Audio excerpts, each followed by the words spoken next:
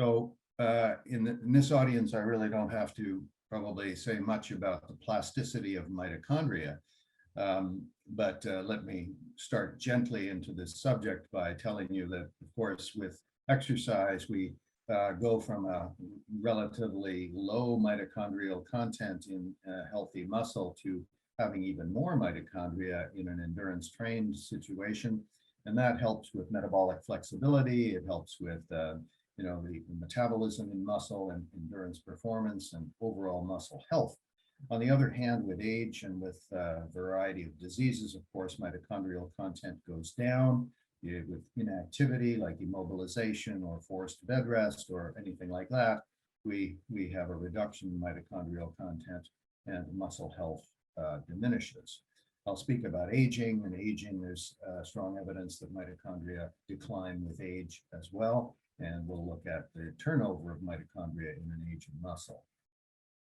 So I find it useful myself to discuss the turnover of mitochondria by looking at the life cycle of the organelle. So, and I'm always interested in the signals that provoke this turnover. So I put exercise signals in the middle, and we'll discuss the life cycle of the mitochondrium from the biogenesis side, which you see on the right-hand side here, often invoking the use of the well-known coactivator PGC1, which transcribes, helps to coactivate the transcription of numerous genes, leading to mRNA and proteins that are imported into the organelle, and the organelle will then expand and grow and undergo fusion to form a reticulum in muscle that we know well, an expanded mitochondrial network.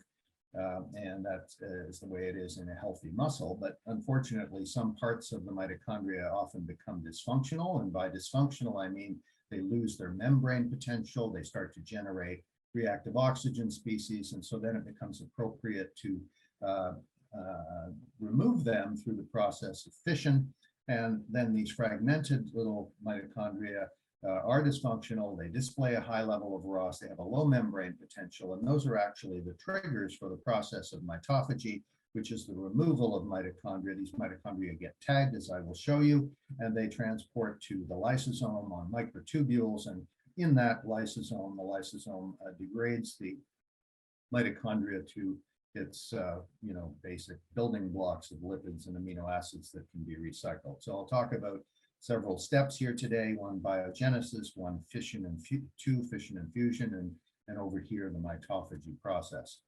So one of the things that I realized several years ago is that this whole turnover cycle can be activated with one bout of exercise. Okay, one single bout of exercise can activate mitochondrial turnover, and we measure that here in acutely exercised animals.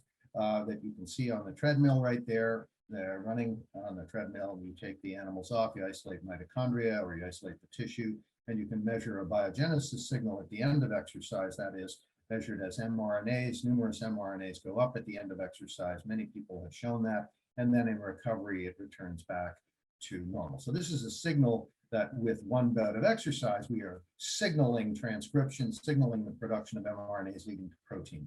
What about the turnover side? Well, if you measure tagged mitochondria at the end of exercise like this, you also see a marked elevation in the number of mitochondria that are tagged with LC32, a popular mitophagy marker, at the end of an exercise bout, and that tends to come back down during recovery. So with one bout, every time you go outside to exercise, you're activating both the biogenesis and the removal of mitochondria. And the purpose of that is to maintain a healthy mitochondrial pool. So you're getting rid of the pieces of mitochondria that are no longer functioning as well, and you're making new ones to begin with. So how does mitophagy work? That's the topic of today. How does mitophagy work? Well, portions of mitochondria lose their membrane potential, start to generate a lot of reactive oxygen species. That activates a kinase called PINK1. PINK1 recruits a ubiquitin ligase called Parkin. Parkin is recruited to the membrane, and Parkin ligates, starts to ubiquitinate outer membrane proteins, and that leads to the attraction of adapter proteins like P62, which fuse with phagophore membrane-associated proteins like LC32. And we start to build a membrane vesicle around the dysfunctional mitochondria called an autophagosome. That autophagosome travels to the lysosome, and there it's degraded in that low pH environment. So you can see that Parkin, in its ubiquitination role, probably plays an important function in mediating exercise-induced mitophagy. We asked that question by using Parkin knockout mice. Just how important is Parkin in this process? Now, normally, as I said, Parkin localizes to the mitochondria, and in this way, it becomes phosphorylated by pink one. It starts to ubiquitinate outer membrane proteins like VDAC and mitofusin 2. We build this ubiquitin chain that interacts with the adapters P62 and LC3, and we form that autophagosome, like I said. Well, during exercise, you can see that Parkin goes up on the membrane of mitochondria. So that's the first step in promoting this exercise-induced mitophagy. So we again ask the question is, how important is Parkin for this process in exercise? Because of course there are several pathways of mitophagy, not just the pink Parkin pathway. There are others as well.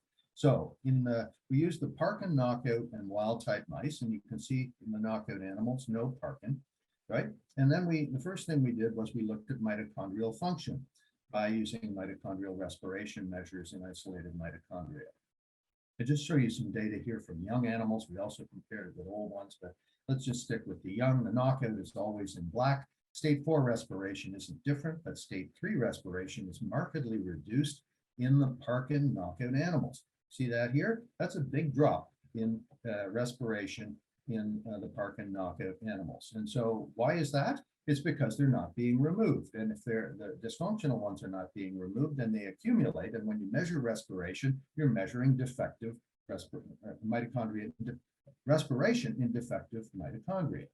So what about mitophagy flux then? I just showed you in the second slide that I showed you this morning that exercise provokes mitophagy. And here you can see that one bout of exercise increases mitophagy in wild type animals, and it comes back down during recovery.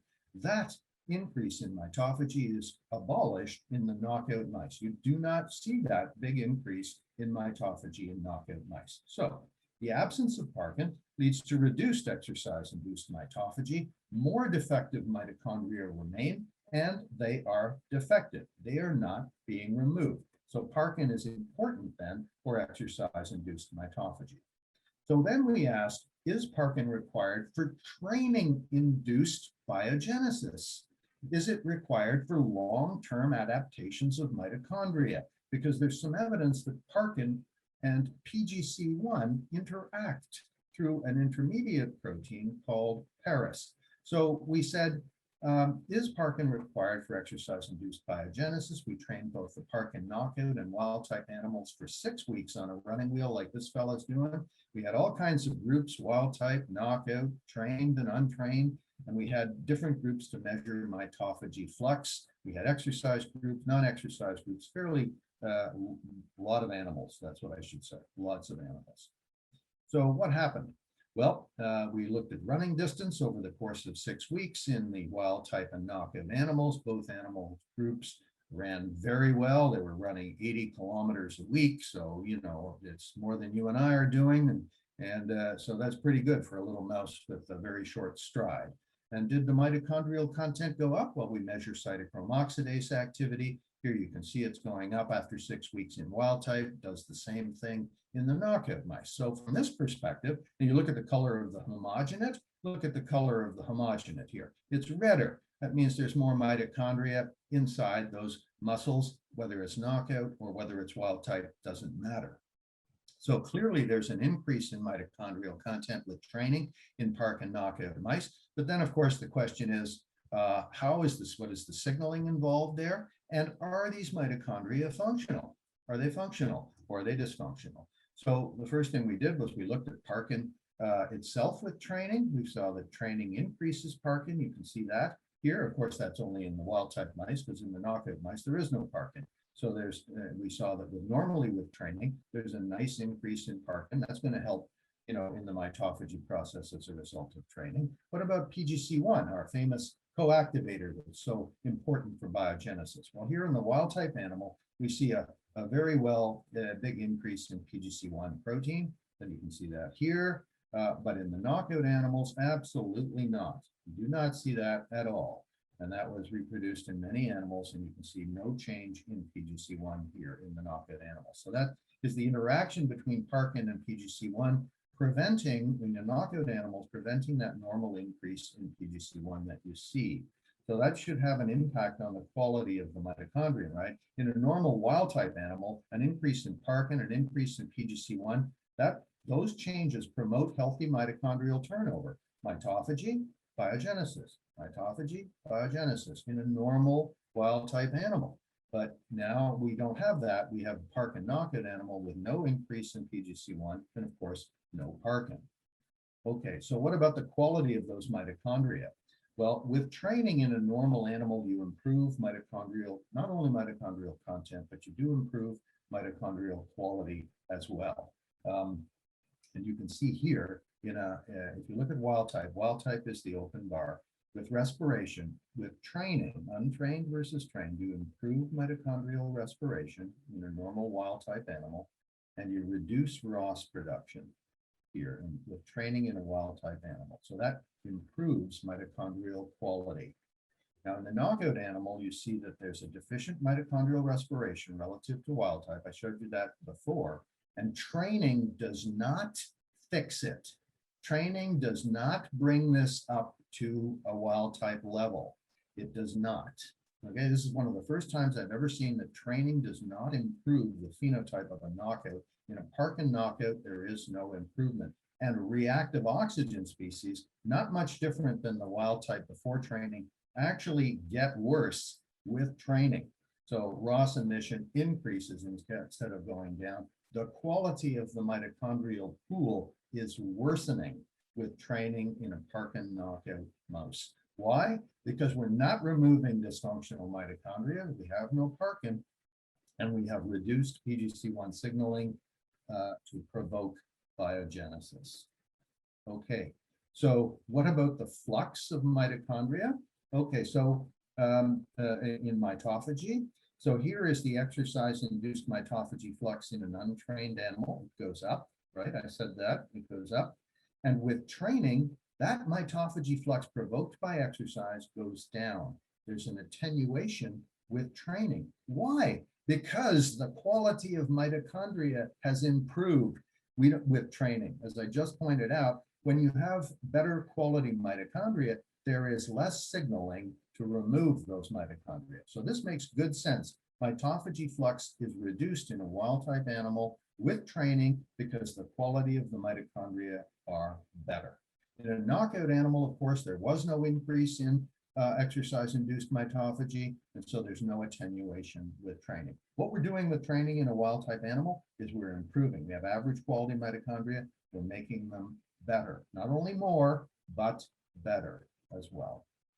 Okay, so summary of this part, Parkin is required to maintain a healthy mitochondrial pool in resting muscle. Parkin translocates to mitochondria and is required for exercise-induced mitophagy. What about with training? Endurance training increases mitochondrial content, here from this state to better quality and more mitochondria. Mitophagy flux is reduced, okay, because of the quality of mitochondria. Parkin is present, and that facilitates PGC1 signaling to improve mitochondrial content.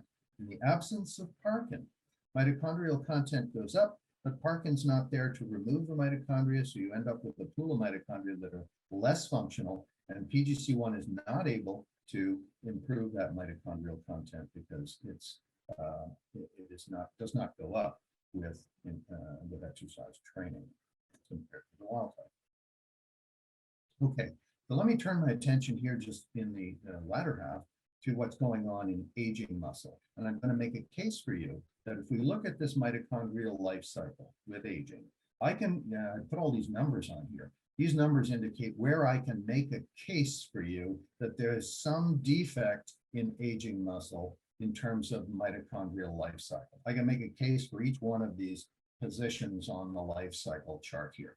I'm going to, this afternoon, I'm only going to talk about fission and fusion briefly. I'm going to talk about PGC1 biogenesis briefly, and I'm going to talk about mitophagy briefly and the lysosome. And I'm going to make a case that the reduction that we see in mitochondrial content, very, very often you compare older humans versus younger humans, older animals versus younger animals. The older animals usually have a lower mitochondrial content, and the function of those mitochondria is not as good as in younger individuals. I'm going to make the case that mitophagy is greater than biogenesis. So if degradation is higher than synthesis, then you're going to have a reduction in mitochondria, aren't you? Because you're removing more than you're making. So that's the case I'm going to make for you in aging muscle. So let's look at some data in human muscle. Mark Tarnopolsky down the road from me at McMaster has done lots of work in aged humans, and he has shown that we've worked with Crane et al. A reduction in mitochondrial number, a reduction in cytochrome oxidase, citrate synthase in older people compared to younger people. He's not the only one to show this, of course. If you look at electron microscopy pictures, this is not that clear in young individuals, but I kind of circled the mitochondrial reticulum here in young people, and in older people, if you really look closely, you will find that they are more fragmented, much smaller mitochondria, indicating, smaller pieces of mitochondria, not the reticulum that we are used to thinking about, the long membranes of muscle mitochondria that we see in animals and in humans. So decline in content, there's a decline in function, and there's more fragmentation. And we see this in our animal models.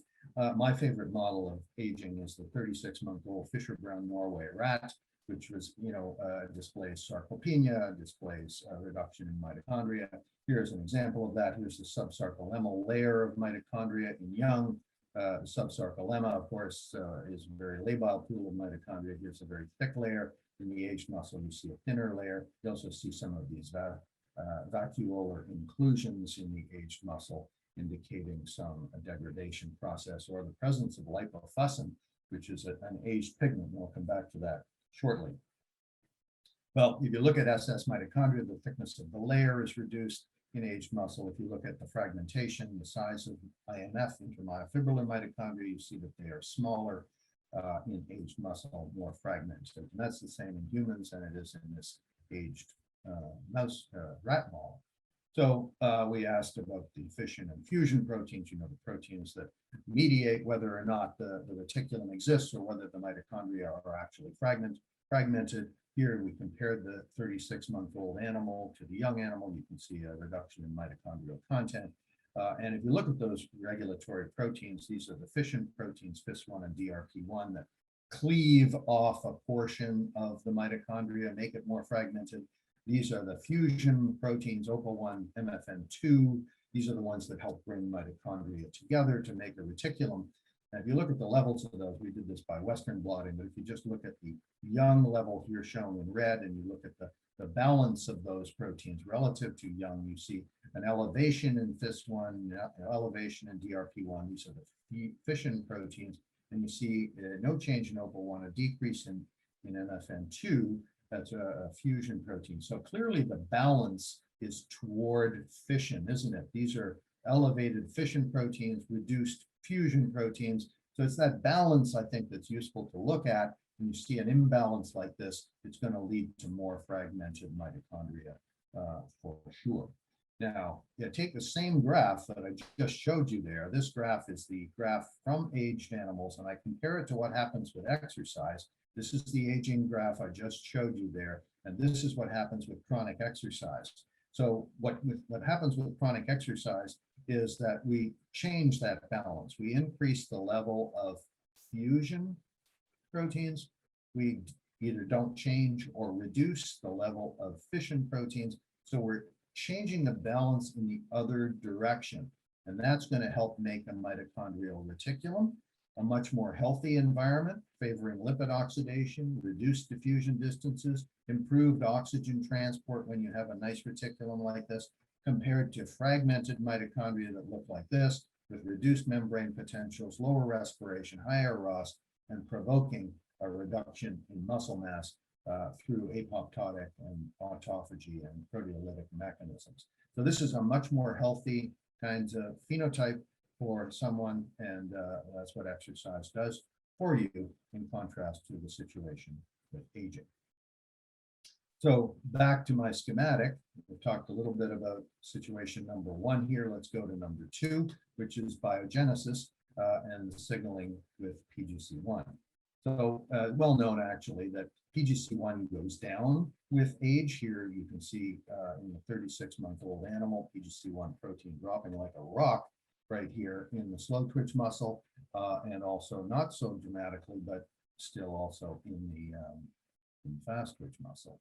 So we asked, of course, ourselves the question, what is it that regulates PGC1? After all, if PGC1 goes down, then maybe we should understand the mechanisms involved. And of course, getting to PGC1 protein, if you think about that whole gene expression pathway, of course, there's a lot of steps involved, from epigenetic regulation of DNA, transcription, mRNA, steady state, and the stability of that mRNA, translation and formation of protein. We decided that it might be useful for us to understand transcription, mRNA, and mRNA stability in this pathway. So that's what we did with our animal models. So we looked, first of all, this is at the steady state level of mRNA in young versus older animals. This is the level of young animals here. PGC1 mRNA is reduced by about 40%, along with its downstream, the downstream target of PGC1, cytochrome oxidase subunit 4, TFEb, not affected very much, but clearly PGC1 mRNA is reduced. And so that led us down the road of studying what's determining this reduction in mRNA that's leading to the lower amount of protein. Is it mRNA stability, or is it transcription?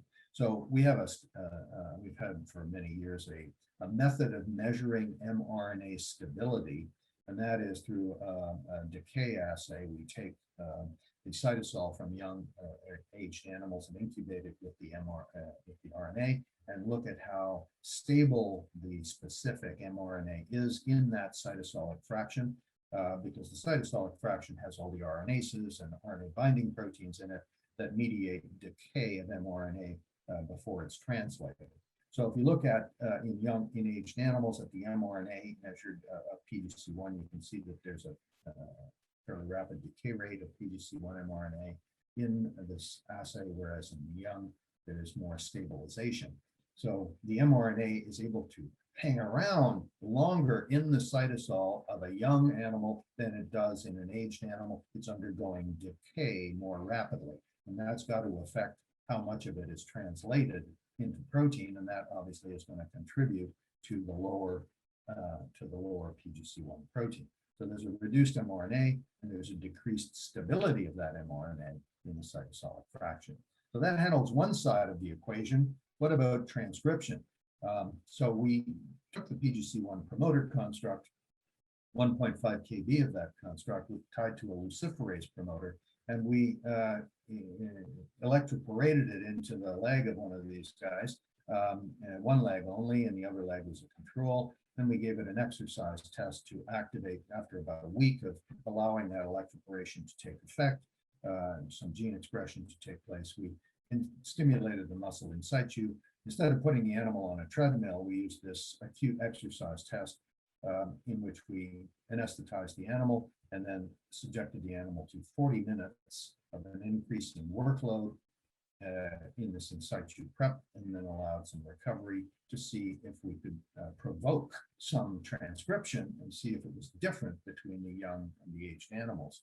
This is the setup we have. Here's the animal. This is the Sprague Dawley animal. It's not a Fisher Brown Norway animal, but anyway, we have an in situ preparation here. This is a force transducer, of course, a computer to record the force. We have a stimulator unit to activate the muscle. We're stimulating electrodes going into the TA muscle attached to the force transducer. Here we maintain the temperature.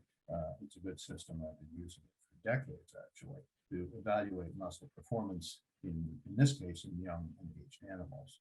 So we looked at the transcription there of PGC1, and the first thing to do is to look at the control conditions of the non-stimulated leg. Here's the transcription rate of PGC1 in young animals. Basally, no exercise, nothing, just transcription of PGC1. Look at the difference between aged and young. It's about 2.5-fold different. So the transcription of PGC1 basally in resting muscle is considerably lower in aged muscle than it is in young muscle. So that, along with the change in stability that I just showed you, undoubtedly leads to the lower PGC1 mRNA, and that's got to contribute to the lower PGC1 protein that we see in aged muscle.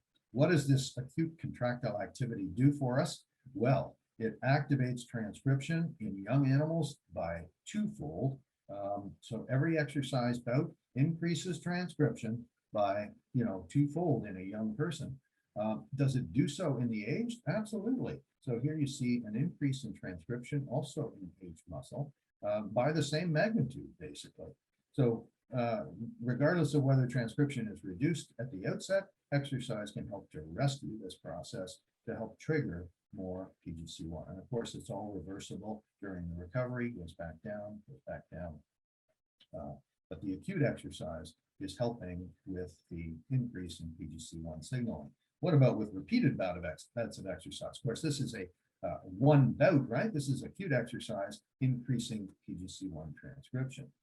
So we have a model of chronic contractile activity in which we implant an electrode, a stimulator inside the muscle. Dirk Petty first showed me this many years ago when I was a postdoc with him in Constance, Germany. I learned the method from him. We've modified it since then by using an implantable system. But we have wires that run to the TA and EDL muscle. We stimulate the animal for 3 hours a day for up to 8 or 9 or 10 days.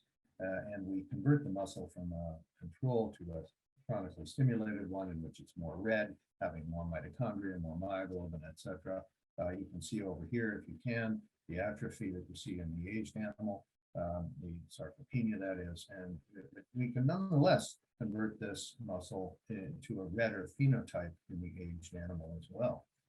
So stimulation in old and young, and this is an important method for these young and old animals, right? Because the old animals will not run. They do not want to run. So you can't do a running wheel training period. You cannot do a treadmill training. You can't, because they're not motivated to run. So the idea of this involuntary stimulation is very important, because in order to compare young and old adaptations to exercise, you have to impose the same workload. You cannot, allow the animals voluntary access to doing it, because the older animals, probably the same as older people, less motivated to do the actual exercise.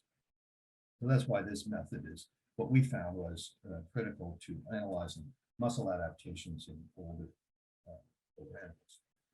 So what happens then to, we have a number of indices here. This is just a graph of respiration measured using permeabilized fibers. We have the improvement in respiration, stage 3 complex 1 respiration with stimulation in young animals. We have a decline with age. That's what we expected because of the reduced mitochondrial content in aged muscle. That just fortifies the fact that aged muscle has lower mitochondria, but it can be rescued by contractile activity, and this is brought up to the young level here with that. In this case, it was, I think, a nine-day protocol of chronic stimulation, 3 hours a day. So the content and respiration rates of aged muscle mitochondria go up. And importantly, if you isolate mitochondria and you look at their function, we see indices of improved function. So this is ROS emission in a young control. This is ROS emission in an old control. You can see that the ROS emission is almost, well, it's probably 60% higher in old mitochondria, right? So this is, again, indicating that the function of mitochondria is reduced with age. They're producing more reactive oxygen species. They're fragmented, they're smaller, they're producing more ROS. What happens with contractile activity? In young animals, you're reducing ROS, and importantly, in aged animals, you're also reducing that ROS back down to probably the level of a trained muscle. That is improved function, lower ROS emission, better quality mitochondria, more mitochondria, better quality mitochondria in both young and old. Okay, so I talked about biogenesis, I talked about the effects of exercise, I talked about fission and fusion, and how exercise can correct that. Exercise corrects the PGC1 transcription that's too low in aged muscle. So we've talked about how exercise can correct this side of the life cycle. What about over here in the mitophagy side? What's going on with mitophagy? And I should point out that TFEb is the transcription factor EB is the master regulator of this process. It's a transcription factor that transcribes lysosomal and autophagy genes, and it's very important in mediating the mitophagy process. So I'll come back to that. So what about the mitophagy flux? Now, I just pointed out that the quality of mitochondria in aged muscle is reduced. So what do you think is going to happen with mitophagy? Should it be higher or should it be lower? We have poorer mitochondrial quality in aged muscle. So we got to get rid of that. And we should have an accelerated mitophagy flux. And if you look at mitophagy flux measured using, Westerns and all kinds of conditions in which you block mitophagy and you don't block mitophagy, take the difference, that represents the flux. Here is the mitophagy flux in young. Here is mitophagy flux in old. It's elevated. Mitophagy flux is elevated in aged muscle because the muscle is trying to get rid of the dysfunctional mitochondria. It's not as successful because you still have mitochondria there that are dysfunctional, but at least the muscle is trying to get rid of these dysfunctional mitochondria. When you subject them to that chronic exercise, you're improving the quality of the mitochondria in both young and aged muscle. Those are the data I just showed you. So better mitochondrial respiration, lower ROS production means better quality. And so mitophagy flux goes down in young, goes down with age, just as I showed you with training in a wild type animal. In the presence of Parkin, mitophagy flux is attenuated. Why? Because you have better quality mitochondria with training, not only more, but also better quality. And so the signaling to mitophagy is reduced, whether you're young or whether you're old. Now, that flux is measured up to the point of the lysosome. Let me go back because I see that I do have a couple of minutes. So if you look here, what we're measuring is flux right up to this point right here. The travels right up to here. And now the case I'm going to make for you is that there's a limitation right here. Right there, a limitation. Okay? So if you look and compare young muscle to aged muscle, what we see invariably is the presence of lipofuscin granules. Lipofuscin is long been called the aging pigment in muscle, right? Presence of it is undegraded materials inside various tissues. These are our data. This is someone else's data. This is autofluorescence of lipofuscin aged compared to young muscle, just so that you know that it's not just us reporting this. This is evidence of lysosomal dysfunction. So we have an increase in flux, but what's going on with the lysosome? So here's my schematic of what I think is going on here in young versus age. We have normal biogenesis, PGC1 involved in the transcription of nuclear genes encoding mitochondrial proteins. We've got lots of good quality mitochondria. We have a normal mitophagy rate. All is good, normal lysosomal degradation. With age, what have we got? We have lower biogenesis because of less PGC1. We have mitochondria that are dysfunctional with higher ROS and lower membrane potential. We have a higher mitophagy rate trying to get rid of those dysfunctional mitochondria, but we have lipofuscin and lysosomal dysfunction. There. Okay. Have you looked at lysosomes lately? Anybody looked at lysosomes lately? Here's some. These are, this is a myotube, obviously. The blue is the nucleus. The red is the mitochondrial network. And the little green dots are lysosomes. Little green dots are lysosomes. I love these pictures. This is great. This here, I don't know if I can get that to work. We're looking at lysosome dynamics and how they move around. I'm not sure I can get that to go. But it's not that important. Anyway, we were able to visualize lysosomes. We were able to count lysosomes in the myoblast. And I remind you that TFEb is the protein that controls lysosomes. So let's look at what happens with, oh, there they are moving. See that? I love these dynamics inside the cells. Anyway, we're doing it with mitochondria, we're doing it with lysosomes, we're going to compare the dynamics of these things. But let's move on. So, because I want to stop in 2 minutes or so. So in response to exercise, what happens to TFEb? TFEb transcription goes up. So we're activating TFEb, that important regulator of mitophagy goes up, but doesn't in a PGC1 knockout animal. So that says that PGC1 actually controls the transcription of TFEb. So there's some interaction there. And that activity-induced, exercise-induced TFEb transcription happens in both young and it happens in aged animals too. So there's no impediment to exercise-induced TFEb transcription, which is good. Now, how does exercise impact lysosomal proteins? Yuho Kim was a postdoc.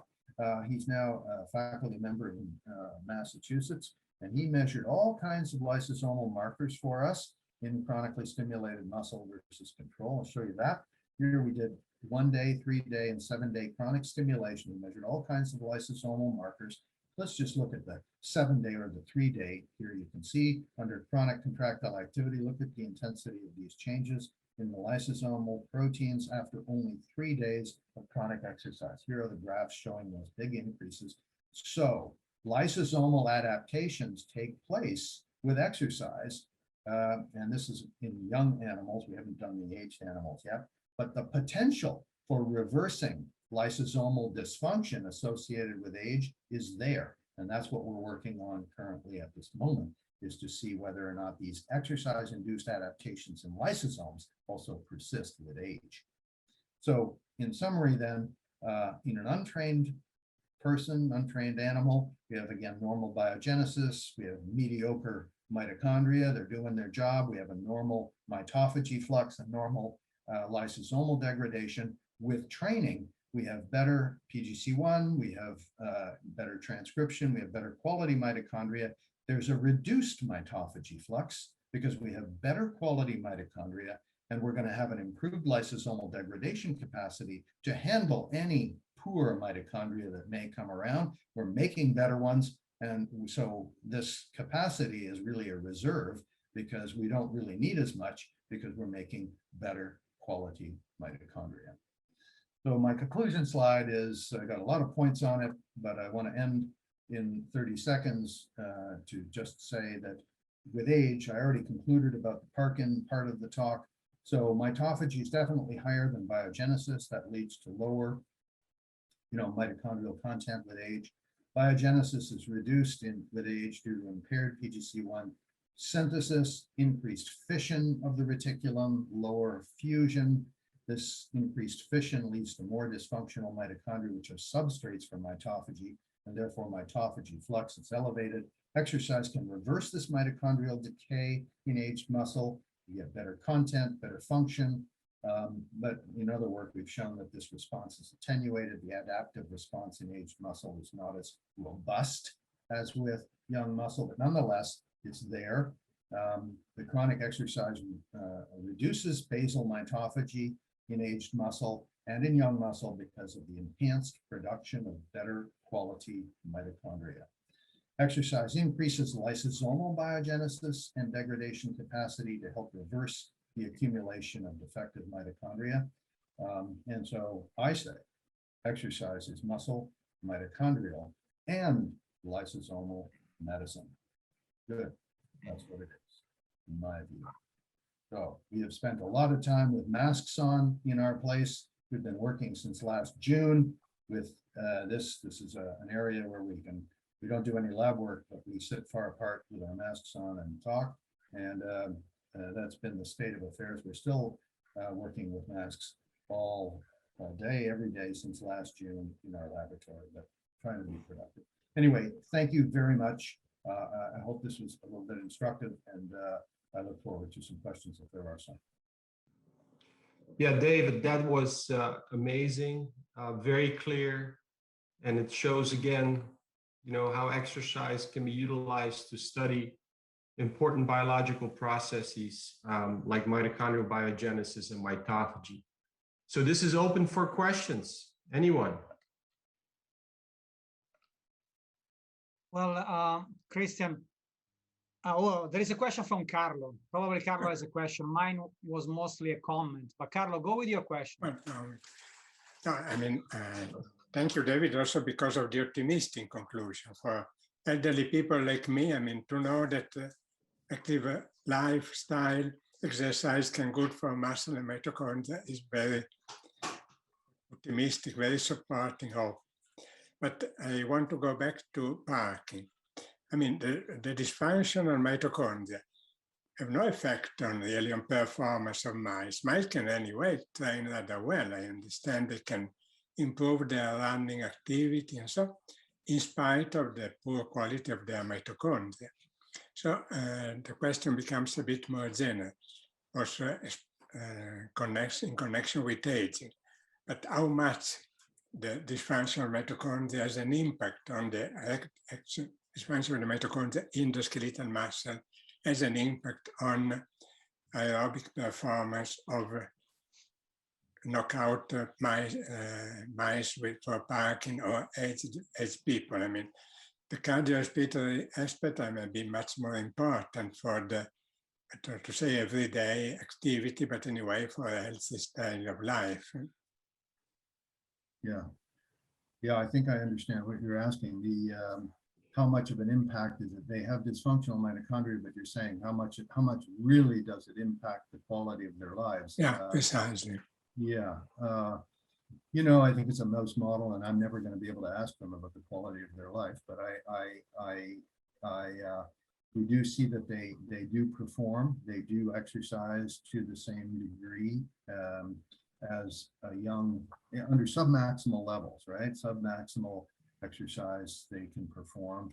I think probably their metabolism is not quite the same, but they're probably, you know, using a different fuel source. If they have poor mitochondria, maybe it's more carbohydrate based than it is lipid based. But you know, it's not an extreme model of mitochondrial dysfunction in this case, whether you're talking about the Parkin knockout or whether you're talking about the aged animal. The aged animals are, you know, very, very sedentary. They don't do much. Whether that's mitochondrial related is difficult to say, but all I can do is say that I think that the quality of their muscle function is going to improve. Certainly, we've shown that if you take these animals and you do in situ muscle performance in them, not voluntary submaximal exercise, but in situ muscle performance, they fatigue more under maximal exercise conditions if they have lesser mitochondria. So, you know, when you push them to their limits, I think you're going to see a performance deficit. Whether that's found in everyday life when you're doing all kinds of submaximal exercise, probably not. I think you need to get mitochondrial content down to about 40% maybe of normal if you use blockers of mitochondrial function and you really titrate a decrease in mitochondrial function and see what impact it has on performance. You got to get it down to about 40% of normal before you see some really marked effects. But anyway, I think that might only be evident when you push them to the maximum. David, we have a question. Yeah, Feliciano. No, just a comment. Beautiful talk. I was interested in looking at your images. You were showing mitochondria in aging, the subsarcolemma mitochondria, and we are doing some electron microscopy also in mitochondria, the effect of aging on the intermyofibrillar mitochondria and the effect of exercise. So we're going to present this today. I'm not sure if you have the time to stick around, but what we see is the position of mitochondria also changes with aging and is restored by exercise. So, Carlo, we also have some other information which gives hope for aging. Well, thank you for that comment. I'm not sure I will have time to watch that, but I'm gonna write that down and I'm gonna look it up. Have you published this? Or? Yeah, we see it is published. We see that they move away from the sites of calcium release, and exercise bring them back. It's a if you look under my name, you will find that maybe this can be one argument that can be interesting also. Thank you. But anyhow, beautiful presentation. Thank you.